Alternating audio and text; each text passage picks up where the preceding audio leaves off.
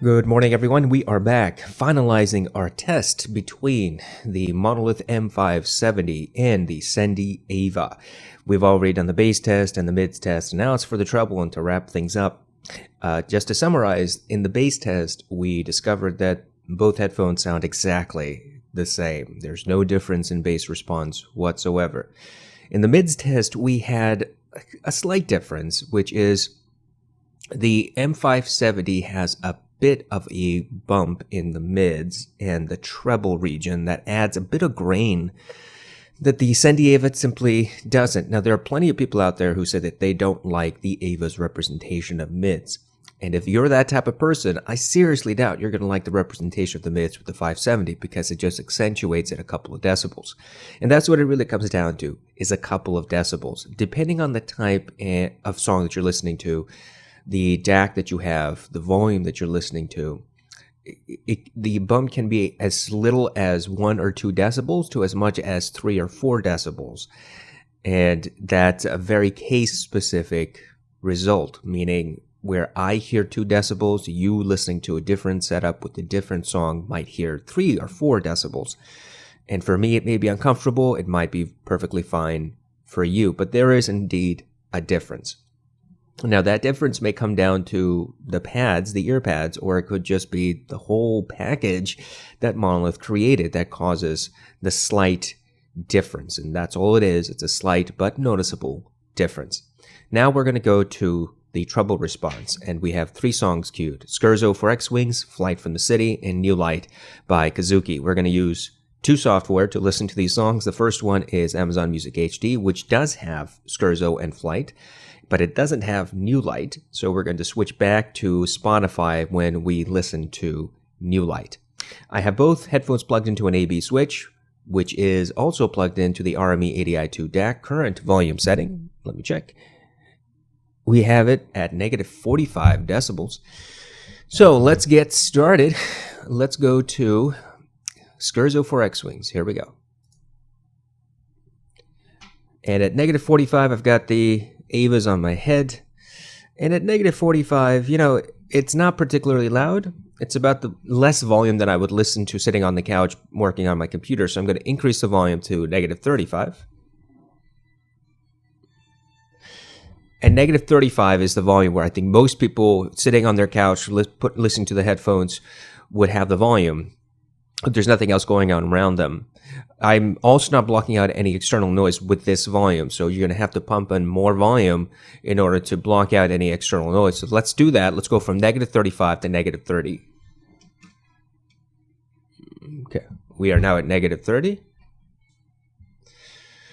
And I don't hear any harshness. I hear plenty of treble energy, but there's nothing that would say this is ear piercing. The horns sound clear, the brass sounds clear without becoming harsh. I'm going to increase the volume again. We're now at negative 25 decibels. And it's still no harshness. That treble is just controlled. It's just underneath the sibilance threshold, or the hurtful threshold for me. And I'm fairly sensitive to treble. I'm not a fan of it. And the Aiva provides the treble response, the clarity, and the sparkle in the treble region without becoming harsh, in my opinion. Let's bring it back down to negative 45. And switching from 45 to 35 to 30 to 25, it doesn't change at all the sound signature. It just changes the volume, which is something I've mentioned previously. So with some drivers, once you pump in more volume, what happens is you get a different bass response, you get a different treble response, you get a different mids response. For example, the Sony MDR Z7 Mark 1 and Mark II require a lot of power for those drivers to tighten up. You get 2 vastly different sound signatures with the Sonys. The Aiva does not respond that way. As long as you have sufficient power to drive the headphones, it's going to sound exactly the same whether you are at low volume or high volume. And that's good for you because then you know, as long as you have an amplifier that happens to drive the Aiva, which is a fairly easily driven headphone, then you don't have to worry about a change in the response of the driver if one day you upgrade to a more powerful amplifier. Okay, so now let's switch to the Monolith.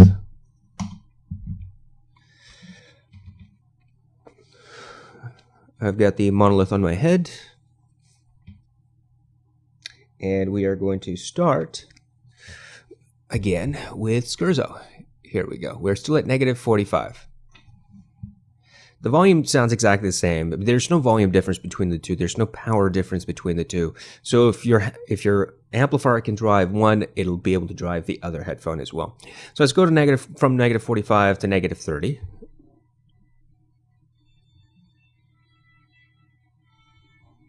And there's no change in sound signature, just like with the Aiva, from less power to more power. I'm going to increase to -25. And I can tell you there is indeed a difference. There's just about 2 decibels more emphasis in the treble. And with that emphasis, you get a bit more ringing with the cymbals. It's not overwhelming. It's not something I would say it hurts my ears. It doesn't. It is noticeable, though, just by a couple of decibels. Soundstage sounds exactly the same. There's still no harshness. There's no ear piercingness. It's just that there's just a tiny bit more emphasis in the treble. The horns and the brass still sound controlled. It's simply the cymbals that seem to stand out just a tiny bit more on the 570 than they did on the Aiva. Other than that, I don't hear any difference between the two at all. All right, so let's switch back, and I'm going to bring the volume back down to -45. I've got the Aiva back on my head, and let's go to Flight from the City. Here we go. Again, this volume is fairly low. I think most people will listen louder if they're just sitting on their couch, so that's what I'm going to do. Go from -45 to -35. And -35, I think, is perfect volume for most people on this song. Just sitting, reading a book, working on the computer. Piano sounds crystal clear, no harshness, no distortion. Now, when the pianist is playing, there should be a thump, thump, thump sound as his fingers are pressing down, excuse me, on the keyboard. You should hear the wood on wood thumping. The Aiva does not present that. As I've said repeatedly, the Aivas are pretty bass light. And so that micro detail that is otherwise present in this song is either not possible to reproduce or very, very difficult to hear unless you take it up to a higher volume. And it might just come out at that point. The cello sounds very, very smooth. No harshness, no graininess. There's no distortion whatsoever with the piano. I would say the soundstage on this song is average to above average on the Aiva. So it sounds big and expansive. It's like you're standing 20 feet away from a big piano in a very large room. Or a medium-sized room. I'm not saying large room, but a medium-sized room that can hold, say, 50 to 75 people. Okay, so let's move backwards here and go back and switch to the M570. I'm going to keep the volume where it is. Here we go.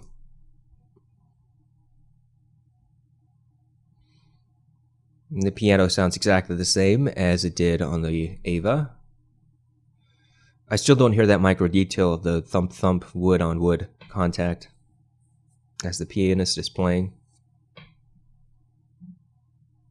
Soundstage sounds exactly the same, no difference.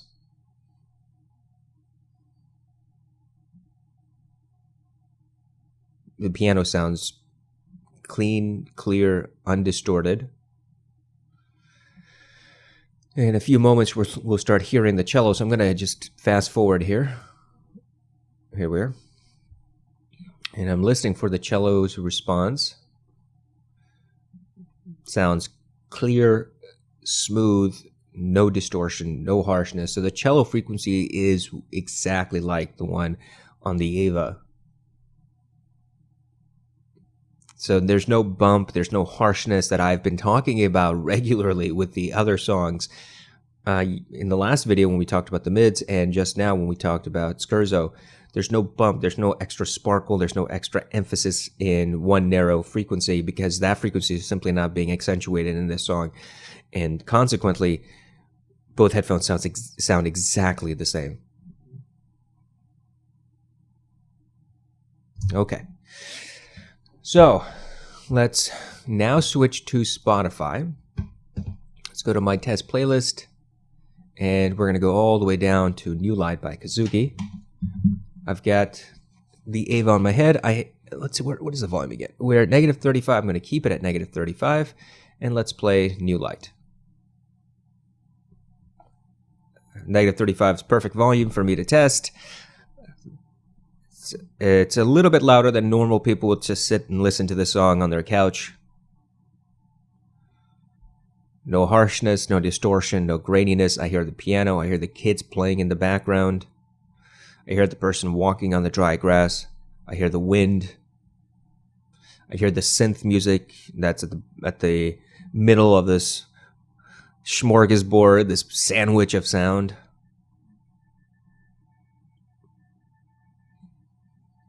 I don't hear any treble emphasis. There are plenty of details to be had. So there's clean separation from the bass to the mids, and from the mids and the treble. Nothing seems to be overlapping.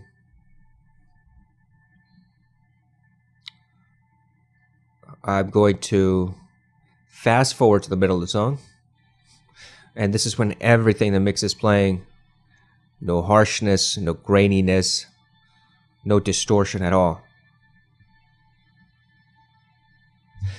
What happens often with Beyerdynamic headphones, for example, when playing the song, Beyerdynamic headphones start getting really, really distorted around this portion of the song. There's just so much going on that Beyerdynamic's drivers simply can't handle it, and it's audible distortion, and it's very, very uncomfortable. It happened with the 1770, it happened with the 1990, it happened with the T1. It just happens, and the only common denominator is the Tesla driver with all those headphones. Consequently, it's something to do with Tesla. Well, not Tesla, but something to do with Beyerdynamic's implementation of that particular driver. Not so with the planar magnetic driver here in the Aiva. There's no harshness, no distortion at all. Sounds smooth, clean, clear, without losing any detail. And it's not harsh, which is good. Now let's switch to the M570. I'm going to keep the volume where it is. And here we go. The beginning of the song sounds exactly the same. No difference in soundstage. And the soundstage here, I would say, is above average on both.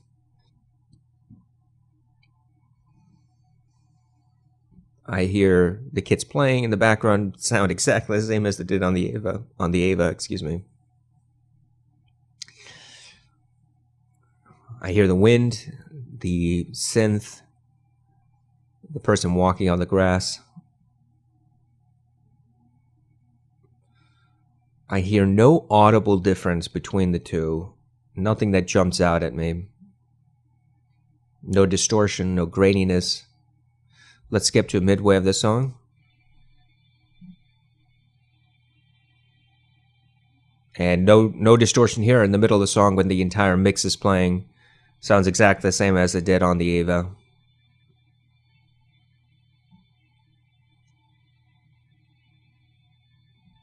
Okay. So what I'm going to do is I'm going to do the detail retrieval test. Now, if you've watched my sound test before, what I do at the end is count the number of footsteps I can hear on the song New Light by Kazuki. I listen for 60 seconds, from 0 to 60. And I count the steps I hear. I don't count the steps that I know that are there, but I just can't hear. So only the steps that I can hear on both headphones that I'm testing. So that's what I'm going to do here. I've got the Aiva back on my head, and let's start.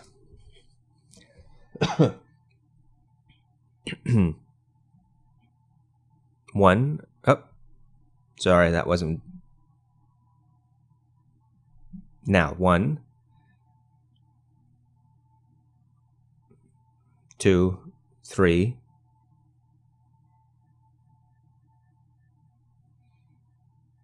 4, 5, 6, 7, 8,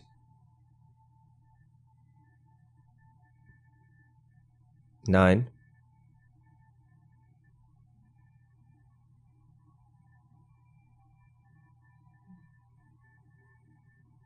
10,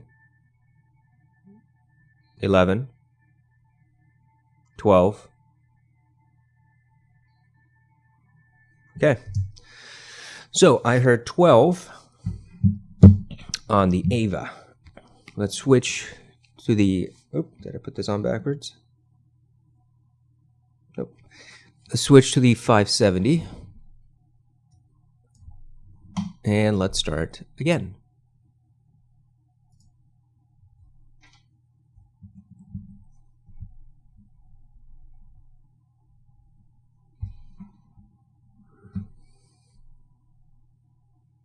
One, 2, 3,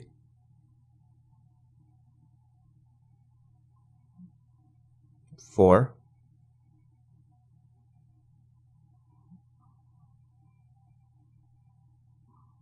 5, 6,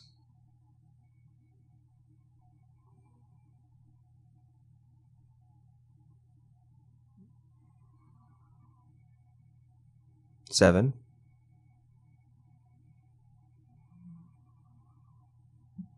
8,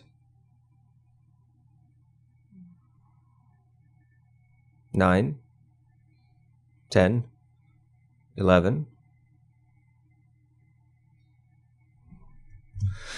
All right, so 11. 12 versus 11, basically they're the same. So you got to give a little bit of variance here for possibility that I counted one more on the Aiva when I shouldn't have, or I counted one less on the 570 when I should have counted one more. So essentially the same. And let's give both to 12. It doesn't matter because the response is exactly the same as in real world testing, right? Which is what we're doing here. All right, so let's talk about conclusions. So I have two concerns. So I have two concerns about these headphones, the 570. Number one is that slight bump when we listen to mids and some portion of the treble. There's clearly 2 to 4 decibel increase somewhere that the Aiva simply doesn't have. And now it's not disturbing. It's not something that I got to take this headphone off my head. I can't listen. It's not like that. It's simply, if you're used to the Aiva sound signature, for example, let's say you have the Aiva and you like how it sounds, but you're going, hey, what if I sell the Aiva and I'll buy the 570 and I'll probably, make a little bit of money, I guess. I don't know how that works. If you bought the Aiva for $500, you're not selling it for $500. You're probably going to sell it for about $400, which is what somebody will probably end up paying for it. And then you take $400 and you spend $100 on, or $300 on the M570, and so you have $100 left over, but you've already spent. Look, never mind. I'm sorry I even brought it up. Now it's getting more complicated.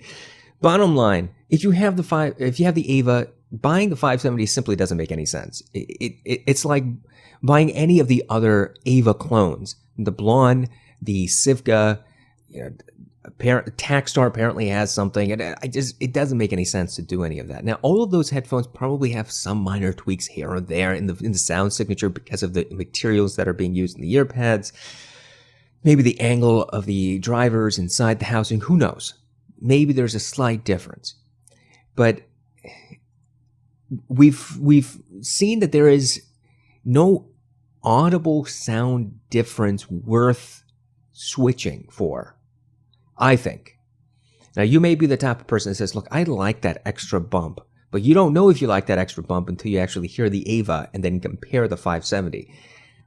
My 2 cents is I don't think people who like the 570 sound are really going to like the Aiva sound are really going to like the 570 sound because of that extra bump. I think the Aiva, if you like it, is a very well-balanced headphone for what it does. And if you enjoy that sound signature, the 570 with stock pads and everything, that just accentuates just a little too much for some people. You might be the type of person that says, hey, look, I think I want that extra grain. I think I want that extra treble response by a couple of decibels. And that's fine. Maybe the 570 is the thing that does it for you. Or you're the type of person that says, look, I don't have $500 to spend on the Aiva. I don't want to spend $450 on the Blonde. Then yes, the 570 is certainly an option for you. And could you EQ what the 570 is doing? Yes, absolutely. The difference is not so significant that EQ would not work. In fact, I think EQ would probably work just fine depending on how you wanted to adjust it. But that's problem one, that there is in fact a bump. And if you don't like the sound signature of the 570, you are definitely going to have to experiment. If you already have the Blonde, if you have the Aiva, if you have something else that's an Aiva clone, the 570, as I said, makes no sense. It just totally skip it. It's not a new type of headphone. It does absolutely nothing that the Aiva doesn't do. Sound signature aside, the second problem I see is the build of the 570. Now, somebody commented in my unboxing, I think, when I mentioned that the 570's build is a little wonky in that it's got this ridiculous headband and it's just too heavy. Unnecessarily heavy, by the way. And that person said, well, I'm from an older generation and I wear heavy headphones, so maybe you simply need to learn to wear heavier headphones. And yes, I understand that perspective. But on the other hand, comfort is a big issue when you're wearing these full-size headphones. And if you have a pair of headphones that is just top heavy and it slides off your head when you turn your head, or it has extra weight on the top of your head pressing down in an uncomfortable manner, you're not going to wear those headphones for long. And that's my experience with the 570. It's that this stupid, ridiculous, dumbfoundingly, it's just ignorant. The way that they made this headband is so totally ignorant of the rest of the headphone. It's almost like somebody took the ear cups and a totally different individual who doesn't live on planet Earth made the headband, and a third individual who lives on Pluto smashed everything together and then shipped it. It's like nobody is talking to each other at Monolith trying to figure out, okay, what is the overall design of this headphone? How should we actually implement the stability of the headphone on somebody's head? And I just don't understand why Monolith keeps making these mistakes over and over and over. Every single Monolith product has a problem that really should not occur. It's so damn simple to correct these issues. People complain about the bendiness of the 1570 because of the tensile strength or whatever of the metal that they're using in the headband. People are complaining of the XLR issue, which is definitely a thing to complain about with the 1570. People are complaining about the build quality or the ear cup of the 1070. The 1060 had issues. The 1060C had issues. Like, their USB DAC is made plastic and they have build issues with that. It's like, come on, guys. You make good products, except you just, instead of running the full 10 yards to get that first down, Monolith runs 9 yards and then backtracks and then fumbles the ball on the 8th yard line. It's like, I don't understand why these people do this. It's so blatantly stupid. And I wish somebody would just take these people by the shoulders and say, knock it off. Ask us what we want. If you're that confused about how headphones work, how the simple things about fit and finish work, if you're that lost in in your own thought process, ask us. We'll tell you. Don't use a low tensile strength metal in a 1570, a headphone that weighs way too much. The ear cups weigh way too much for the band that it's attached to. And look at this. The 570 is built so robustly. I would think that if you put the 1570 ear cups on the 570 headband, there would be no bending issue because it seems so strong and thick. Now, I could be wrong, but that's my impression. And if you took the 570 ear cups and put them on the 1570 headband, I assume that it would just be fine because it's so light. What happened? And so that's my second problem, is that the 570 is irritatingly frustrating sometimes to wear. The ear cups are too heavy. You have too much metal, too much wood. I just don't get it. It does nothing except add weight. And then you have this headband, which I have to admit, it's fine. It looks fine. It looks sturdy. It's just that it doesn't distribute the weight properly. And so when I turn my head, the headphones slide forward or slide backwards, and I just have to readjust them. It doesn't happen with the Aiva because the Aiva has a fantastic suspension head. It's simple, but it works really well, and it's super comfortable. Then there's the ear pads that Monolith is using. It's not the same as with the Aiva.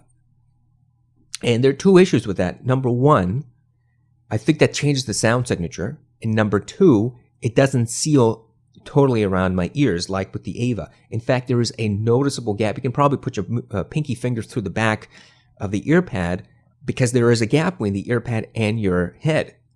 And so sound is escaping that way as well. And that might also explain the bump in the treble and the mids that I hear on the 570, which don't exist on the Aiva. So fit and finish continues to be a serious issue for Monolith. Now, it's not the deal breaker issue that it is for Hi-Fi Man, which simply can't get his act together. And Monolith, despite all these faults that I've just mentioned, is it worth considering the 570? Is it worth considering over the much more expensive Aiva, or $200 more expensive MSRP, or $300 depending on where you get it? And the answer is yes. Yes, it's probably worth considering over the Aiva for the sound alone because they're so similar. I mean, the slight differences in tonality could be attributed to the ear pads. Now, I will change the ear pads on the 570 and I'm going to test to see if indeed that's the fix. And if that's the case, if it turns out, hey, look, if you just buy the Aiva ear pads for $25 and slap them on the 570 and you'll get the exact same sound signature, then yeah, that might be something worth considering for you. If you're willing to live with the weight and the weird build stuff. And if that's okay with you, then yeah, that's a cheaper way of going and getting the Aiva driver and the Aiva sound signature. But if you don't want to go through those hoops and you are a little concerned about the things I mentioned about the build, then I don't know. I can't say that the 570 is an overall improvement over anything. It's not. The only difference is the price. And that's the only, quote, improvement that I can point out. My position is this. If you're going to buy a headphone like the Aiva, or the Blonde, or the Sivka, or anything like that, or any Aiva clone, I think that it's probably worth spending just a little bit more to get the fit and finish, to get the weight just right, and to get the comfort that you need. If they all sound the same, then you need to probably just settle on a pair of headphones and not gripe over the money. Just settle on a pair of headphones that you like aesthetically, like the company, and like the build.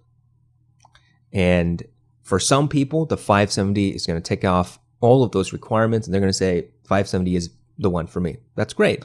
For other people, they're going to say 570 just doesn't cut it for me, and they're going to go the other direction to something else. And that's fine too. Having both headphones here back and forth I can't justify keeping the 570. I'm not going to keep it. I'm going to sell it. And I'm not going to turn back and get the 570 again. Ever in the future. Ever. Because I'm so happy with the Aiva. My personal opinion is that the Aiva is a fantastic driver that does some very unique things for just not only planar magnetics, but overall planar magnetics and dynamics. Simply, there's nothing else that comes close. Headphones, oversized headphones. Nothing else that comes close to the Aiva driver. Consequently, I can't keep the 570. Moral of the story is, if you already have an Aiva clone or an Aiva, 570 is definitely not something you should consider. I don't understand why you would, unless you want to sell the more expensive headphone and then get the cheaper one. If you don't have either of these and you're thinking, should I get the 570 or should I get the Aiva? Well, all this information hopefully is somewhat helpful and then you can make your decision. My 2 cents are, I think that if you're really strapped for cash and you simply want that sound signature, 570 is fine. But if you're not that strapped for cash and you are willing to spend a little bit more money, I think I would look to the OP. I would look to the original Aiva before I would go to the 570 for the fit and finish. Now, the Aiva has its own problems. When the Aiva was initially released, they had driver issues. They had failures. A friend of mine bought 2 Aivas off of Amazon, and they both had issues. But Sendy replaced them immediately. And he got the 3rd one. Everything works fine, and he's had it for over a year, and he's happy with it. So there are going to be build issues with every company. That has to be taken into account. That aside, I still think that the Aiva is very, very well built and is more comfortable than the 570. And for that reason, I think that the Aiva is probably, in the long run, a better purchase for somebody who's not strapped for cash. But if you are strapped for cash, the 570 sounds almost exactly the same as the Aiva, but for those issues that I mentioned. And you can certainly learn to live with the build issues and the weight and all that stuff with the 570. It's not a deal breaker, I don't think. So there you go. It's a clear-cut answer somewhere for somebody, and then there's a murky answer somewhere for somebody else, because you don't get a just definitive answer. You should definitely go out and get this, because that's not how I do things. You make up your own mind how you want to proceed. All right, so last video I'm going to do is a roundup of the 570. I'm going to change the ear pads. I'm going to listen to it at that point, and I'm going to give you my overall conclusions of the 570. Hopefully this has been of some help, this whole series. We are going to proceed forward and do other tests and other stuff. I hope everyone has a fantastic work week and a great end to your work week, and I hope all of you have fun things planned for the upcoming weekend. Take care.